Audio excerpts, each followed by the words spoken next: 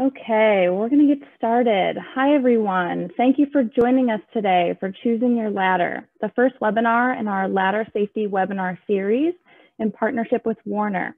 My name is Nikki Bartoloni, and I'm here from the American Ladder Institute. I'll be passing things over shortly to Michael Melton, Director of Product Management, Climbing Products at Werner, who will lead today's presentation on Choosing Your Ladder. Before we begin, a few quick introductions and announcements. For those of you unfamiliar with the American Ladder Institute, commonly referred to as ALI, it is a not-for-profit association dedicated to promoting the safe use of ladders. Its members are affiliated with the ladder and ladder component manufacturing industry, and ALI is the American National Standards Institute approved developer of ladder safety standards. Each March, ALI and its partners sponsor National Ladder Safety Month, a campaign all about promoting the safe use of ladders, both at home and at work. This year is the 5th celebration of National Ladder Safety Month, and we are excited to bring you this series of webinars covering how to safely choose and use ladders. Partnering with ALI for this series is Werner. Werner actively advocates for ladder safety and accident prevention through their range of innovative product solutions, in-person training, and online educational programs. That's why Werner has partnered with ALI to bring you this 4-part series of webinars. Finally, before I pass it over to Michael, we will be taking and answering questions throughout this presentation. Please use the Q&A tool on your screen to submit questions. We will also leave room at the end of the presentation for any follow-up or remaining questions. If you can move to the next slide, I will introduce our presenter for today. Michael Melton is the Director of Product Marketing Climbing at Werner. Michael is a degreed engineer with an MBA from the University of Illinois at Chicago, who has been developing products globally for over 20 years. He is a Chicago native and a diehard Bears fan. Michael has been with Werner for the past 4.5 years, and today he will be walking us through how to choose the best ladder for the job at hand. Take it away, Michael. Thank you, Nikki. I really appreciate the opportunity to speak to your audience today and kick off Ladder Safety Month. So really excited about this. So today, as you mentioned, we're going to talk about how to choose a ladder. You know, as many of you, I'm sure, who are attending this have thought to themselves, you know, am I using the right ladder for the job when I'm looking at this wide assortment of ladders that are out there? I've got a slide here that really starts to go through and show you there's quite a variety, right? In the upper left-hand corner here, there's the fiberglass step ladder. Right next to it is a newer design called a 3-in-1 ladder. Below in the lower left, there's a multi-ladder. And next to that is an aluminum 3-in-1 ladder. And then we have some traditional extension ladders off to the right. So which one are you supposed to use for which job safely? We have a link down at the bottom that will bring you to our website. There's actually a presentation there that's going to go through a lot of the same material that we're going to cover here today and a lot more. So you might want to jot that down. It's Werner. It's www.wernerco.com/climbing-pro. And I'll reference that again towards the end.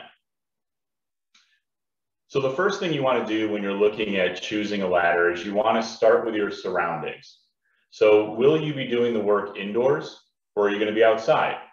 Will you have something to lean the ladder up against, or do you need a freestanding ladder in the middle of the room? Answering those questions will start you in the right direction. So for example, if you need a freestanding ladder because there's no surface to lean up against, then you'll most likely choose a step ladder or other freestanding ladder to complete that job. If, however, you do have a wall to lean the ladder up against, you could choose an extension ladder for the job. It all really starts with your surroundings and the type of work that you'll be completing. So I've included some basic reach heights as well. You can see there under step ladder, we talk about the reach height being less than 20 feet, and on extension ladders with the height being a minimum of 15 feet. And that really comes down to the types of ladders, the sizes of the ladders that are available. So step ladders tend to be limited as far as how tall they can get, and extension ladders tend to be limited in how short they get. So when you're thinking about that, these are general rules of thumb, but if you're looking for a project that's above 20 feet, you're probably not looking to use a step ladder. And below 15 feet, you're probably not looking to use an extension ladder, for example. So to understand the height of the ladder needed, you first need to know what height you must reach to complete the task at hand. Once you've measured the height of the surface you're working on, say it's 10 feet off the ground, you're ready to proceed. That 10-foot measurement, by the way, is what we would reference to when we talk about reach height. That's the height that you need to be able to get to be able to accomplish whatever task it is that you're working on, whether you're painting or you're installing some equipment. Different types of ladders have different rules about what the highest rung or step that you can stand on, and that's called the highest standing level. It's really important to understand what the highest standing level is for the type of ladder that you're working on so that you can remain safe. So for example, if you determine you need a step ladder for the job because you need a freestanding ladder, again, you're looking at your surroundings, and then you need to know that the highest step that you can stand on a step ladder is 2 steps below the top, or approximately 2 feet below the top of the ladder. This helps prevent people from losing their balance and falling when they're standing on the step too high. You're not allowed to stand above that surface on a traditional step ladder. So the top step and the very top of the ladder are not areas that you can stand on. You need to know that to be able to safely use a step ladder. On an extension ladder, the highest you can stand is the 4th rung from the top of the ladder. And again, we'll cover this again as we walk through this, but you need to know that you can't stand higher than the 4th rung on an extension ladder, which is approximately 4 feet from the end of the ladder. Michael, we have a question if we can go back to that last slide. Yeah. If you do not have an extension ladder, can you use a step ladder in the closed position and lean it against the surface? So that's a good question. In a traditional step ladder, the answer is no. A traditional step ladder is not allowed to be leaned up against the surface. I will be showing you a ladder in a couple of slides that's designed to be leaned. That's what we refer to as a leaning ladder. Those ladders are designed to have the front and the rear sections locked together. And they also have pads on the top so they don't damage the drywall or whatever it is that you're leaning it up against. It's important not to just lean a typical step ladder because number one, it doesn't have the surface on the back to protect the wall and to grip the wall. And number two, the rear legs can slide out from under you, which can cause you to fall to the ground. So traditionally, you do not want to use a leaned step ladder unless it's designed for that. Any other questions there, Nikki? Nope, thank you. Okay, great. So a little more about step ladders. So when you look at a step ladder, they're named for how tall the step ladder is. So when you look to the top of the step ladder, the approximate height off the ground is typically what that is called, or the ladder size. So a 6-foot step ladder is approximately 6 feet tall. So when you look to it and you're looking for one, they have 4-foot step ladders, 8-foot step ladders, 6-foot step ladders. Those are how tall that is to the very, very top. Then knowing the rule about being about 2 feet below the top of the step ladder, we know the highest standing level for a 6-foot step ladder is about 4 feet off the ground. Okay, so you can stand about 4 feet off. Earlier, we said, let's assume you need to reach a surface 10 feet off the ground.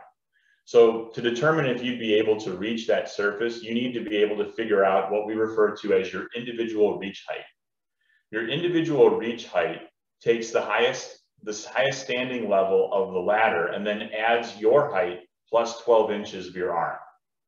So let's go through that with a quick example. Assume you're 5 foot 6 inches tall, and that means your max reach would be 6 foot 6 inches tall just on the ground, because we assume you've got about a 12-inch reach above your head. So 6 foot 6 inches if you're 5 foot 6 inches tall. If you're standing on a 6-foot step ladder that has the highest standing height, 4 feet off the ground, then you add the 4 feet to your 6 foot 6 inches that we just calculated. And now you know you can reach to about 10 feet 6 inches. So in that case, you would be able to do that job that requires you to reach 10 feet on a 6-foot step ladder. So it's just a matter of going through and doing a little bit of math and understanding how tall you are to be able to determine what that reach height is that you can achieve. Now, there's a table there on the slide that talks about maximum reach height. Those are approximations. You're going to hear that all the time, maximum reach heights based on the ladder heights. So you'll see calculations done for you. Those are approximations. If you know how tall you are, you can go ahead and figure out your individual reach height.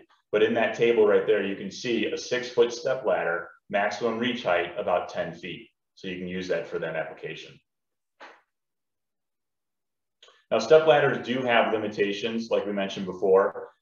They're limited in size. They only get to be so big. So again, if you're looking for a project that's above a 20-foot reach height, that's a very large ladder, and you'd probably want to consider a different type of ladder for that particular application. Something I wanted to point out here are there's different types of step ladders that are out there. So if you're going to work from the same height often, then the best option for you might be a ladder like the Werner Podium, which is what's shown here over on the right. It has all the benefits of a step ladder.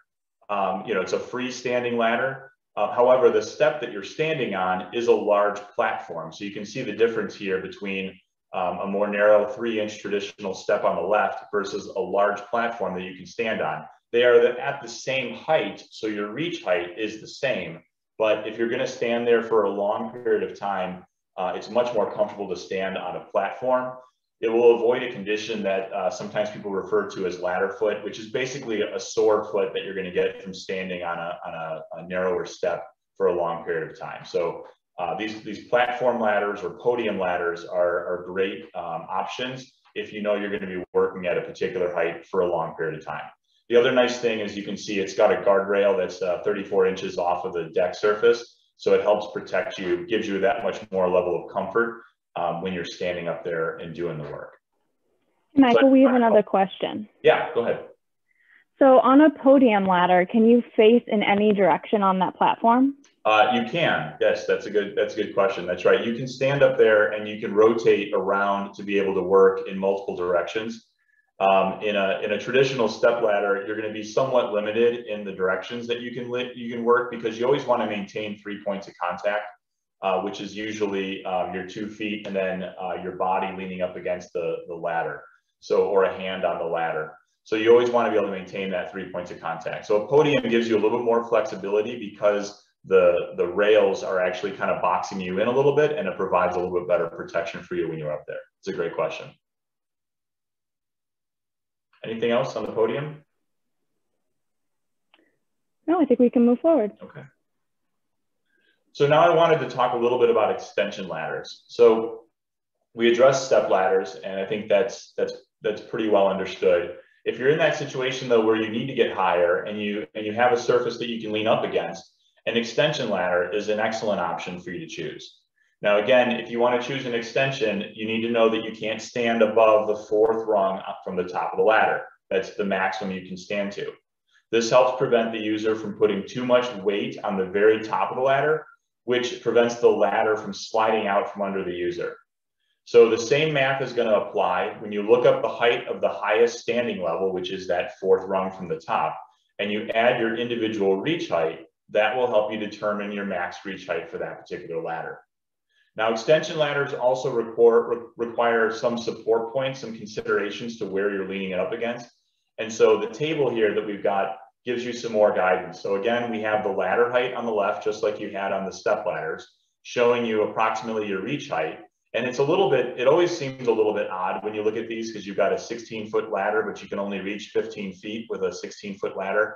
But it's because exactly what you can see here in this image, this individual is standing 4 feet down, and then they can reach up above. So it's a little bit misleading from how that is, but there is a chart that will show you the maximum reach heights for each of these based on that highest standing level.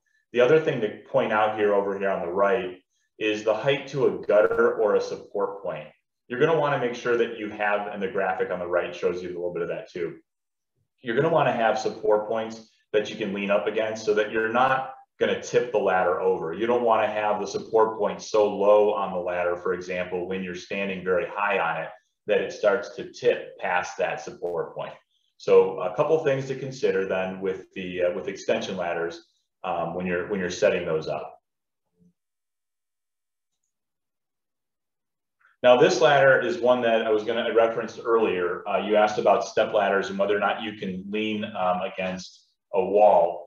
This ladder is a newer style ladder, and this would be a 3-in-1 ladder, or it's our Lean Safe X3 ladder, which is basically 3 ladders in one.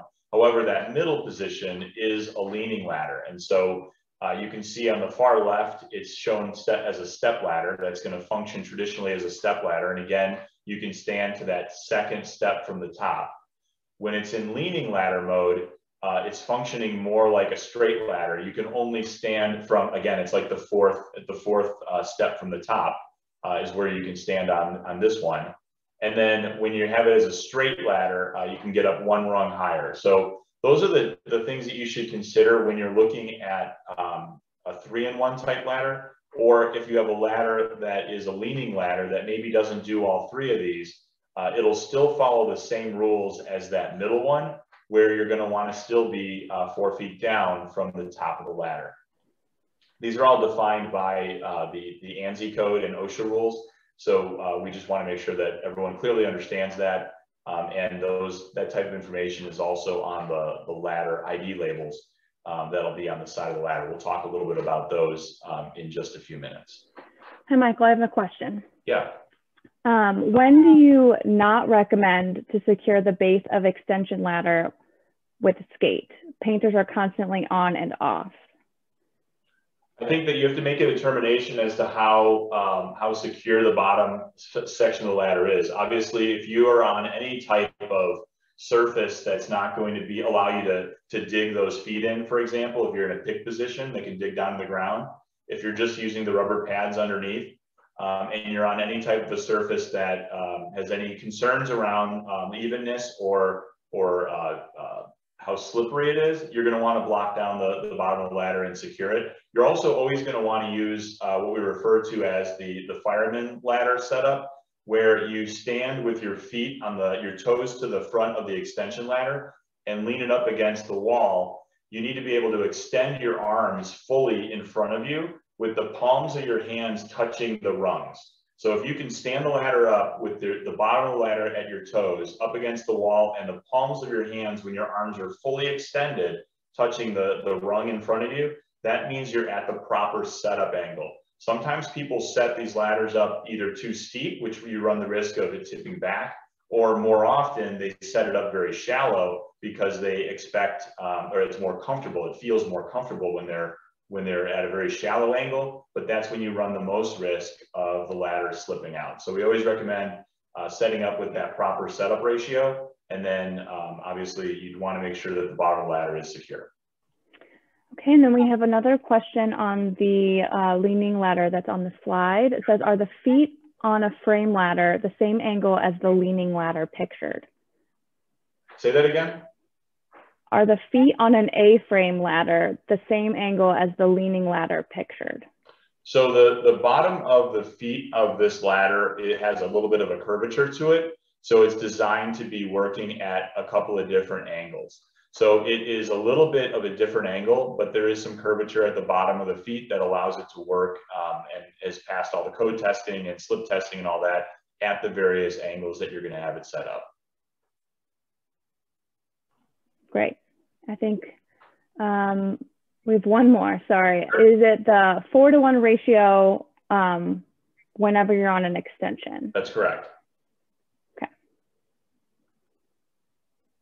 Okay. Okay. Okay, great questions. Keep them coming, love hearing the questions there. Okay, so here I wanted to talk a little bit around about the duty rating of a ladder. So, you know, we talked about your environment, we talked about the height that you need to be able to get to, your reach height, how do you calculate that? We really want to talk about how heavy duty of a ladder do you need? ANSI defines this as 5 different codes. You have a light duty ladder or a type 3, that's 200 pounds, a medium duty type 2, that's 225 pounds, a heavy duty type 1, which is 250 pounds, extra heavy duty, which is a type 1A, and that's 300 pounds, and special duty, which is a type 1 AA, and that's 375. So when you're looking at this, it's not only your weight, it's also the weight of your clothes, your tools, and your equipment that you're going to be carrying on the ladder. So it's a combination of that. So whenever you're looking at these, and I've got an example on the next slide, we'll go through that, but think about what are you going to bring up and what might you bring up, even if you're not using it in this particular instance. If you ever use it where you have to bring something that weighs a little bit more, you might need to step up to the next duty rating on the ladder type when you're purchasing those. I have, I'm sorry to interrupt. I have another question. Are duty ratings indicated by the color of the ladder, i.e. blue for 250-pound load capacity? That's a good question. So for Werner ladders on a fiberglass ladder, and we'll talk about material in a little bit, but yes, the ladders are, the blue ladder would designate a 250-pound. The orange ladder would designate a 300-pound, and the yellow ladder would designate a 375-pound ladder. That is traditionally how it's done, and many of our competitors have also followed suit there. So I wouldn't say it's always the case. You should still always reference the ID label that's on the side of the ladder. That'll tell you the specific duty rating, but oftentimes that is correct. Okay, great, thank you. Yep. Okay, so here's an example. So I wanted to show you how to calculate the duty rating. So in the example above, you would choose a 250-pound type 1 ladder, because if your body weight was 200 pounds and you're going to carry a box filled with tools that maybe weighed 335 pounds, your total weight is 235 pounds. So it's too heavy for a 225-pound ladder, so because you're at 235. So you're going to want to go up to the next level, which is 250 pounds. What we included over on the right is just some common weights for different things, just so that you can think through that, so that you can identify what might you carry on a ladder. So a ceiling fan, right, approximately 30 pounds. A garage door opener, maybe about 40 pounds. You're going to bring a bundle of shingles up on the roof, 70 pounds. So you got to think about what it is that you're carrying and your own body weight in order to be able to determine what is the right duty rating for the particular ladder that you're going to select. Okay, we have another question. Can you choose a duty rating that is higher than you need? Why would you or would you not do this?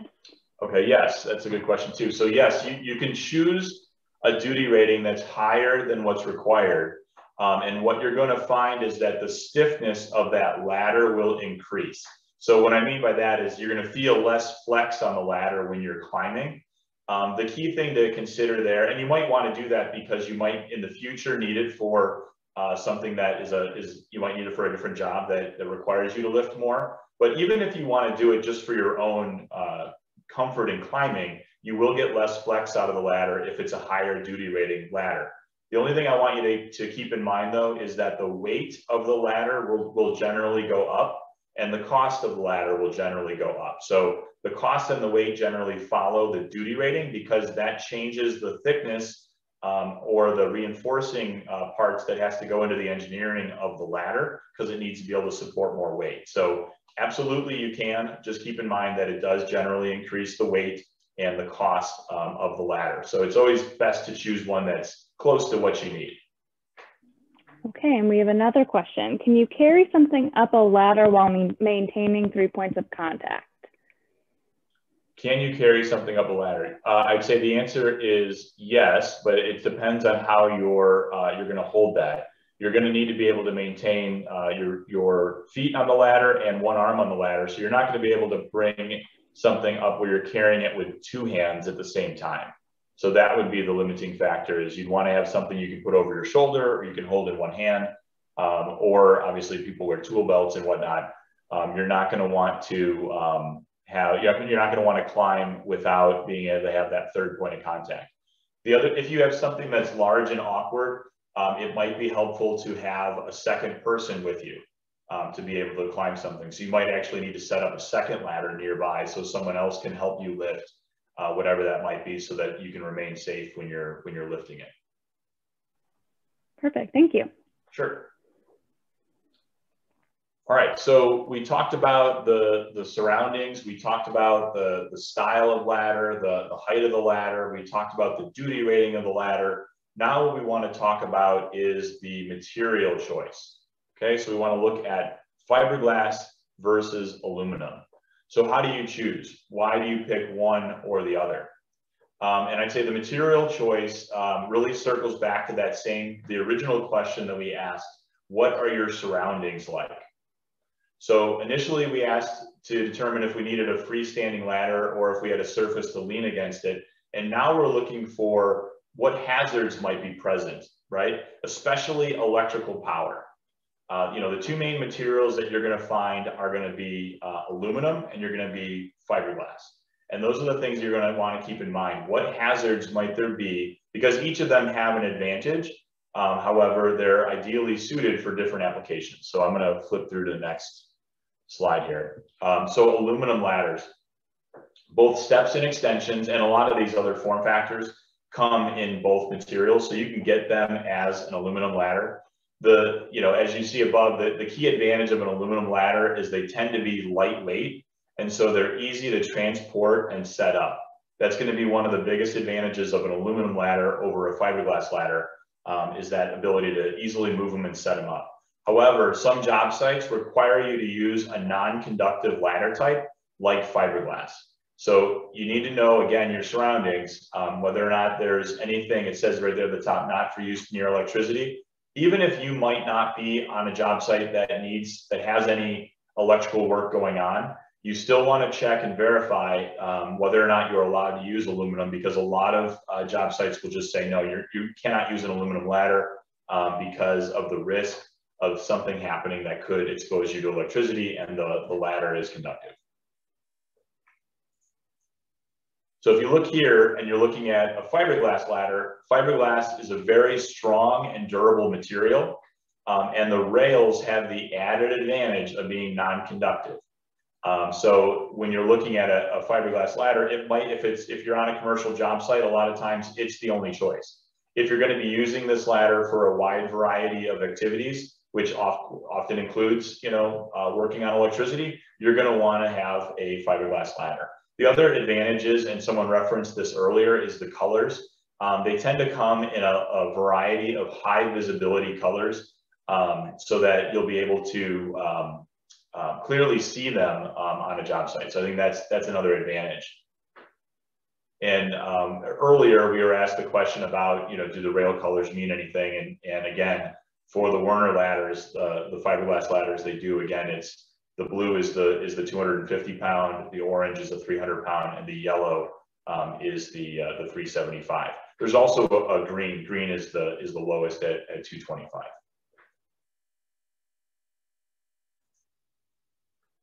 So I mentioned before that you can go through and find all this information on a ladder. What you want to look for are these ladder identification labels, or ID labels. And there's some examples there on the left-hand side of the screen. This is what every ANSI certified ladder is going to have. You'll find the highest standing level, you'll find the ladder size, you'll find the duty rating, and more clearly printed on this label. It's required by code to be on every ladder, so you will always find it. If it's not on the ladder, it should be replaced, so that you can replace the label so that the information is there. And it's required to be in a highly visible location. So usually what that means is that it's going to be at eye level on the side of the ladder, so that everyone can find it. I've got some pictures there off to the right that show exactly that. You can see that it's basically going to be around eye level on either an extension ladder or a step ladder, so that it's easy to read. And again, the pictures on the left-hand side there, you can see the 6 foot shows the 6 foot ladder size. The color of the yellow or the orange is, again, back to the 375 or a 300 pound ladder. So all the information is right there and clearly visible for you to reference whenever you're looking at a ladder. Hey, Michael, we have a question about labels. How do you get a replacement label? So replacement label kits are available. You'd want to reach out to the manufacturer or your distributor, depending on where you're getting the ladders. A lot of times distributors will have them, or you can call our customer care, and we can get ladder replacement kits, ladder label replacement kits sent out if they've been damaged or torn off. Perfect, thank you. Other questions? Okay, sure, absolutely. So again, just kind of going back over what we looked at here, when you're looking to try to choose what's the right ladder to use, you want to choose the type of ladder based on the environment or the surroundings, right? Does it need to be a freestanding ladder? Do you have something to lean up against it? You want to choose the ladder height based on where you need to reach. And then you need to remember those rules about how high you can climb. And again, the side of the ladder, that ID label is going to clearly tell you that information. So you'll be looking for either the highest standing level or you'll be looking for the max reach. That's going to give you the clues for how tall you or how high you can reach when you climb that ladder. You want to choose the strength or the duty rating of the ladder based on your weight plus the tools or equipment that you need to carry. Very important to think about the jobs you're going to do with that ladder so you never find yourself in the situation of trying to carry something that's too heavy up on top of a ladder that's maybe not the right duty rating. Then you want to look at the material based on the hazards that are present or the rules for your particular job site. Aluminum, lightweight, easy to move around, excellent material. And it comes in a variety of duty ratings, so you can still get the strength you need out of aluminum. However, if you're on a commercial job site, oftentimes you need to go fiberglass. If you're doing jobs that are around electricity, you want to be able to buy a fiberglass ladder. So you want to pay attention to your surroundings and the hazards that might be present. And reference the ID label on the side rail for all the information that you need. Always look to the ID label whenever you're going to use a ladder. It will clearly tell you everything that you need to know about that ladder and whether or not it's the right ladder for the job. Lastly, always be safe. Read all the related safety labels that are on the ladder. They're there for your protection and education. And so you always want to do that anytime you pick up a ladder to use it. Lastly, I referenced in the beginning the website. Again, www.wernerco.com/climbing-pro. If you click on that, you're going to be able to get right to a downloadable PDF that's going to have a lot of this information and a lot more content in there. So I really would recommend people going there and taking a look. Okay, I know we are a little at time, but we have some questions. So some of the ladders come with black plastic top caps and some with aluminum top caps. What's the difference? Okay, good question. Usually an aluminum top on a ladder is more durable than a plastic top on a ladder. And so those they're a little bit more specialized. Those would be typically on your 375 pound, although you can get a plastic top that's qualified for 375. So really it's just about your preference and what you're going to use it for. They're both qualified to work at the particular duty ratings that their ID label says that they will work at. One thing to note though, I would say is that typically a plastic top is going to have more spots for you to put equipment and tools than a metal top. And that just really comes to how easy it is to form and mold plastic. So that's just something to keep in mind. You're probably going to have some more storage on a plastic top than you would on a metal top. Okay. And then do you recommend replacing worn rubber feet or replacing the whole ladder? I think that it depends on if you have a qualified service that can come out and do the work for you. You want to make sure that whoever is doing the work to be able to update components on a ladder or doing repairs on a ladder are qualified to do that work. So you'd want to make sure that you're using a certified company that's doing it. I would not recommend doing it on your own. I think that is something that you'd want to have an outside service come in just to make sure that they go through not only the point that you're noticing that's worn out, they probably want to do a full ladder inspection to be able to verify that there's nothing else that you've missed during your ladder inspections and general maintenance with the product. Okay, we'll just do one more question. Can you be cited by OSHA for not having the ladder label? Yes. Yes, you want to put ladder labels on your product, and you want to ensure that they're legible. That's going to be the key thing. Is number one, that they're there, but number two, that they're legible. So what I've seen on job sites is paint, right? If paint is all over the label and you can't read it because most of it is covered by paint, that's not acceptable. It's there to be read so that you can, someone who's not, maybe doesn't know how to use the ladder, they can read the instructions, they can read the warnings. That's what the intent is. So it has to be legible and they do have to be present. Okay, and one more, I apologize. Okay. What's the best way to care for fiberglass ladders exposed to weather? The best way to care about, it's actually a great question. We have a technical guide for fiberglass ladders that's available on our website. So if you go to that wernerco.com and you look under, I believe it's under literature, you can find a document. It's a technical document about fiberglass, and it'll tell you more than you ever wanted to know about fiberglass and fiberglass ladders. So I think that's a great reference to go to. Obviously, you know, and anything wears in UV and in inclement weather. So you know, the biggest piece of that is always doing your ladder inspections and making sure that your product is still holding up every time you're ready to use it. But I would go to that fiberglass technical manual and download that and read through it. It's got some great information on how to care for fiberglass. Thank you. And I want to thank you for this great presentation. If we can move to the next slide, I just want to thank everyone for joining us today. Before you go, the next webinar in our ladder safety series takes place next Tuesday, March 9th, and we'll focus on safety before the first step, how to correctly inspect and set up your ladder. You can register for this webinar at laddersafetymonth.com under Participate Scheduled Events. You will be receiving a quick follow-up survey of about 8 questions. If you can take a few minutes to provide your feedback on today's webinar, that would be greatly appreciated. And if we move to the last slide,